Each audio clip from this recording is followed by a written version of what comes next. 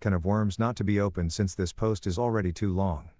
My grandmother is critical of me as well. Without going into detail, she is very particular about my appearance, and there have been times I've called my parents crying over what she said, which is honestly an impressive feat since I'm very confident in my looks.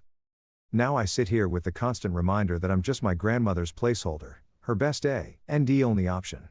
As I'm typing this out, I'm sick, and my grandmother is taking care of me like an angel, as if I didn't overhear her telling my mom this morning to keep me away because she doesn't want to get sick.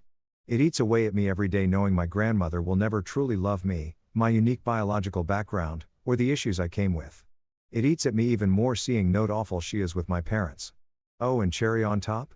She hasn't actually been changing, just taking out all her issues on solely my grandpa instead, which is stressing the poor man out to no end.